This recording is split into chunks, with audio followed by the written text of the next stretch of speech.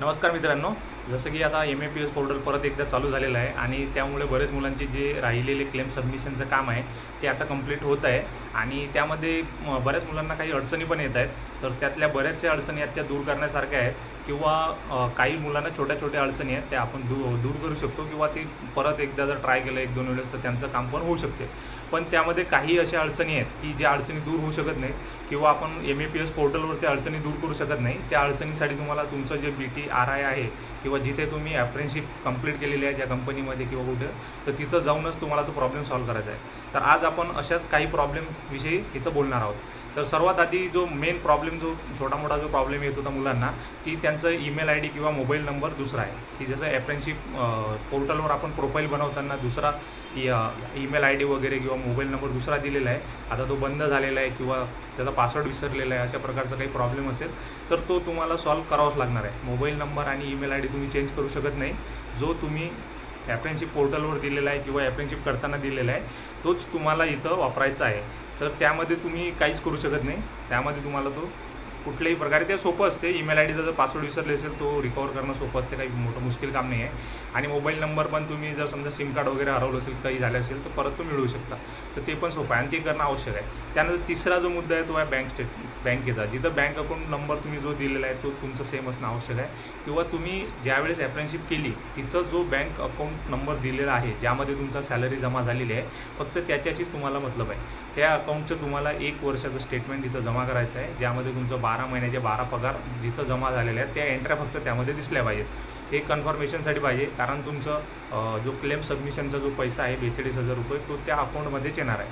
त्यामुळे bank account number पण ते आवश्यक आहे. तर असे छोटेसे प्रॉब्लेम होते. त्यानंतर काही दुसरे पण प्रॉब्लेम येतात मुलांना.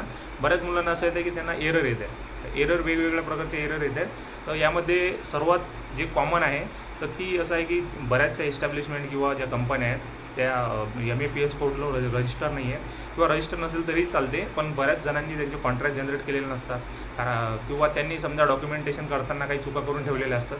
तर अशा प्रकारच्या ज्या मुलांच्या याच्यात असं काही प्रॉब्लेम असेल तर त्यांना एरर दाखवत आहे, त्यांचं सबमिशन कंप्लीट होत नाही आहे. आणि एक कंपनी म्हणजे माझ्याकडे कमेंट आलेल्या आहेत आपल्याकडे की एका कंपनीतले काही मुलं होते त्या सर्वांनाच हा प्रॉब्लेम येत आहे. म्हणजे तो प्रॉब्लेम MAPS पोर्टलचा नाही आहे, तो प्रॉब्लेम त्यांच्या कंपनीचा किंवा त्यांच्या BTRI जे काही असेल त्यांचा तो प्रॉब्लेम आहे. तर त्या अशा प्रॉब्लेमसाठी तुम्ही काय करू शकता की तुमची जी संबंधित कंपनी आहे किंवा तुमचं BTRI आहे तिथं जाऊन तुम्ही त्यांच्यासोबत बोलून तो प्रॉब्लेम सॉल्व्ह करू शकता. तुमचा प्रॉब्लेम सॉल्व्ह होऊन जाईल. त्यानंतर बरेच प्रश्न आपल्याजवळ आलेले आहेत. तर आज आपण काय करणार आहे त्यातल्या काही निवडक कमेंट आपण इथं बघणार आहे आणि त्यांचं उत्तर देण्याचा प्रयत्न करणार आहे. तर सर्वात आधी ही जे कमेंट आहे त्यांचं म्हणणं आहे की अलर्ट येत आहे. तर अलर्ट येत आहे तर सर्वात आधी तर तुम्हाला तुमचे जे डॉक्युमेंट वगैरे प्रॉपर इथं सबमिट करावे लागणार आहेत आणि तुमचं अप्रेंटिसशिप नंबर, तुमचे बँक स्टेटमेंट, डोमिसाईल वगैरे सर्व गोष्टी इथं भरायच्या आहेत आणि त्यानंतर परत एकदा ट्राय करायचं आहे. तरी पण होत नसेल, सर्व डॉक्युमेंट सबमिट करून जर तुमचं अलर्ट दाखवत असेल तर तुम्हाला तुमच्या इस्टॅब्लिशमेंटला भेट देणं आवश्यक आहे. तुमची जिथं पण तुम्ही अप्रेंटिसशिप कंप्लीट केली तिथून तुम्हाला भेट देणं आवश्यक आहे.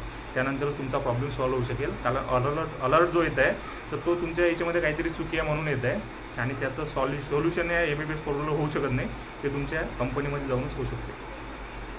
दुसरी कमेंट असं आहे की यांचं झालेलं आहे. इथं एक कमेंट आहे भागवत म्हणून आहे. त्यांना आपण आपला व्हिडिओ यांनी बघितला होता, त्यांची काही अडचण होती तर त्यांची इथं सॉल्व्ह झालेली आहे. त्यांची परत एकदा कमेंट आहे की माझं झालेलं आहे कंप्लीट म्हणून. ओके, ठीक आहे. त्यानंतर आहे सर अप्रेंटिसशिप एंड डेट एका दिवशी कमी दाखवत आहे. 29/11/2023 आहे पण 28/11/2023 दाखवत आहे. तर अप्रेंटिसशिपचं काय असते की जसं आपण कुठल्याही कंपनीमध्ये आपल्याला जॉईनिंग डेट वगैरे 1-2 दिवस मागं पुढे होऊ शकते. कारण पहिल्या दिवशी आपल्याला जॉईनिंग लेटर भेटलं आणि आपण जॉईनिंग जर दुसऱ्या दिवशी केलं, तिसऱ्या दिवशी केलं तर 1-2 दिवसाने काही असा विशेष फरक पडत नाही.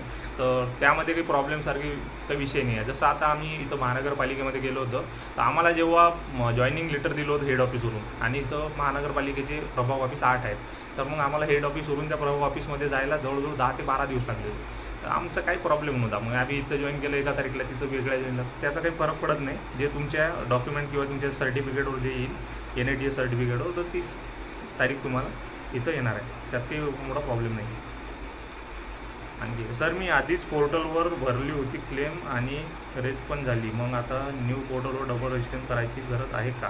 तर इथं एक सूरज म्हणून यांची कमेंट आहे की यांनी पहिले जे पोर्टल अपडेट व्हायच्या पहिलेच इथं क्लेम सबमिट केलेला आहे तर आता पोर्टल अपडेट झाल्यानंतर यांना परत क्लेम करायची गरज आहे का, असा यांचा प्रश्न आहे. तर तुम्हाला याची काहीच गरज नाही आहे. तुम्ही आधी जर क्लेम सबमिट केलेला असेल तर तेच व्यवस्थित आहे, त्याच्यामध्ये काहीच बदल करायची गरज नाही आहे.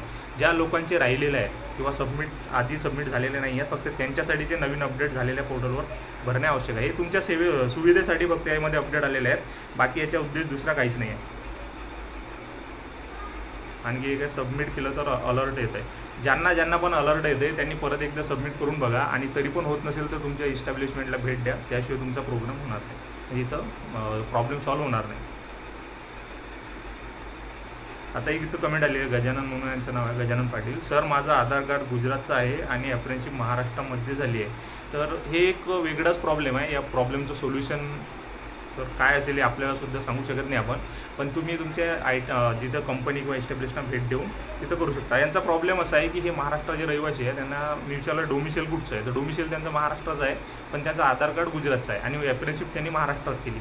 तर सर्वात आधी तर समजा तुम्ही विद्यार्थी असाल किंवा स्पर्धा परीक्षा किंवा ITI काही पण करत असाल, तर तुमचे जेवढे पण डॉक्युमेंट आहेत ते सर्वांचं डिटेल्स एकच असायला पाहिजे, ते सर्व डिटेल्स मॅच व्हायला पाहिजे. आता त्यांनी डोमिसिल इथलं काढलं म्हणजे बाकी डॉक्युमेंट महाराष्ट्रातले असणार, आधार कार्ड गुजरातमधलं काढलं तर त्यामध्ये तफावत राहते. हे त्यांचं या डॉक्युमेंटचा तुम्हाला कुठं ना कुठं त्रास होणारच आहे. पुढे जर गव्हर्नमेंट जॉब वगैरे काही करायचं असेल तर अशा गोष्टींचा जास्त प्रॉब्लेम होतो. तर तुम्ही आताच याचं सोल्युशन करून घ्या आणि तुम्हाला भविष्यात याचा त्रास होणार नाही. तुमच्या संबंधित कंपनीमध्ये जाऊन तुम्ही आधार कार्ड किंवा आधार सेंटरमध्ये जाऊन ॲड्रेस वगैरे जे काही चेंज करायचं असेल तुम्ही करून याचा फायदा घेऊ शकता. त्यानंतर लखानी डाळ यांचा एक प्रश्न आहे, सर क्लेम अप्रूव्ह कधीपर्यंत होणार. तर आता ज्यांचे क्लेम सबमिट झालेले आहेत तर ते अप्रूव्ह व्हायचं जे आहे ते कंपनीवर डिपेंड आहे. तर समजा आपण काय करू शकतो, MEPS पोर्टलवर आपला क्लेम सबमिट करू शकतो. तुम्ही एकदा क्लेम सबमिट केला त्यानंतर हा क्लेम तुमचा जे संबंधित कंपनी किंवा BTR आहे तिथं जाईल. ते नंतर तुमचे सर्व डॉक्युमेंट वगैरे तुमचे अकाउंट वगैरे चेक करणार आणि त्यानंतर ते तिथून अप्रूव्ह करणार. ते अप्रूव्ह झाल्यानंतर तो पैसा डायरेक्ट आपल्या अकाउंटमध्ये येणार नाही, तो पैसा आधी जाईल DBTच्या अकाउंटमध्ये, म्हणजे महाराष्ट्र गव्हर्नमेंटचं डायरेक्ट बेनिफिट एक वेबसाईट आहे तिथं जाईल आणि तिथून तो पैसा तुमच्या अकाउंटवरती येणार आहे. तर तुमची कंपनी जेवढ्या लवकर तुमचा क्लेम अप्रूव्ह करेल तर तेवढ्या लवकर तुमचं काम होणार आहे. तर जर समजा आपण 7-8 दिवस वाट बघायची आहे, त्यानंतर आपल्या कंपनीमध्ये जायचं आहे आणि तिथं त्यांना बोलायचं आहे, त्यांना इथं आपल्याला एक नंबर भेटतो क्लेमचा, तो नंबर दाबून त्यांना सांगायचं की सर मी इथंच क्लेम सबमिट केलेला आहे, तुम्ही आमचा क्लेम इथून अप्रूव्ह करा, म्हणजे पैसे आम्हाला लवकरात लवकर भेटतील.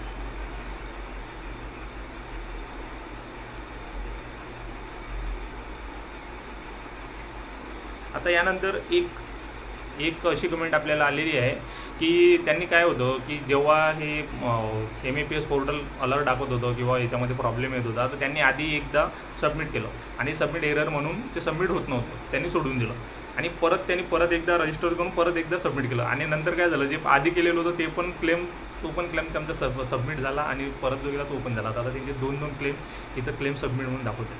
तर अशा वेळेस काय होते की पोर्टलची चूक आहे, टेक्निकल एरर आहे, तर त्यातला एक कुठला पण कॅन्सल होऊन जाईल आणि एक तुम्हाला भेटून जाईल. तर अशा प्रकारे ज्या छोट्या मोठ्या अडचणी आहेत त्या तुमच्या सॉल्व्ह होणार आहेत. आपल्याजवळ ज्या कमेंट आल्या आपण त्याचे उत्तर देणं हे केलं आहे. आणखी एक कमेंट आहे, बँक सीडिंग गरजेचं आहे का. तर बँक सीडिंग सर्वात जास्त गरजेचं आहे, कारण की तुमचा जो क्लेम आहे, तुमचे जे पैसे आहेत ते तुमच्या बँक अकाउंटमध्येच जाणार आहेत आणि तुमचा जो पगार तिथं झालेला आहे नाही झालेला आहे तुमच्या बँक स्टेटमेंटवरूनच ते बघणार आहेत.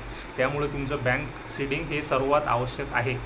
ते झाल्याशिवाय पुढची प्रोसेसच होणार नाही, तुम्हाला पैसे पण भेटणार नाहीत आणि तुमचं व्हेरीफाय पण होणार नाही, कारण इथं सर्व पैशांचा विषय आहे. त्यामुळे तुमचं बँक सीडिंग होणे आवश्यक आहे, सर्वात आवश्यक आहे.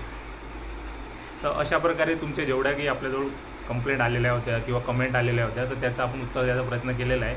तरी पण समजा आता कोणाचा अजून इथं क्लेम सबमिट करायचं राहिलं असेल तर आपला एक जुना व्हिडिओ आहे कसा क्लेम सबमिट करायचा तो बघू शकता, किंवा काही अडचणी असेल तर तुम्ही आम्हाला विचारू शकता आणि हा व्हिडिओ तुम्ही जास्तीत जास्त मित्रांपर्यंत शेअर करू शकता. त्यांना पण माहिती भेटली तर त्यांचा पण फायदा होऊ शकतो.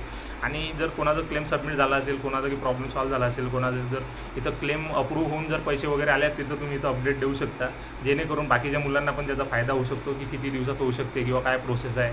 तर मग बाकीचे मुलं पण त्यांच्या जिथं त्यांचं अप्रेंटिसशिप झालेलं आहे तिथं जाऊन त्यांना भेटू शकतात किंवा एकामेकाची मदत इथं करू शकतो आपण. तर कोणाला काही प्रश्न असतील तर इथं विचारू शकता किंवा कोणाजवळ काही उत्तर असले तर तुम्ही तिथं उत्तर पण देऊ शकता, जेणेकरून आपली जी कम्युनिटी आहे एकामेकाला जे आपले मित्र आहेत त्यांना आपण मदत करू शकतो. तर आणखी काही असेल तर तुम्ही इथं आम्हाला प्रश्न विचारू शकता. धन्यवाद.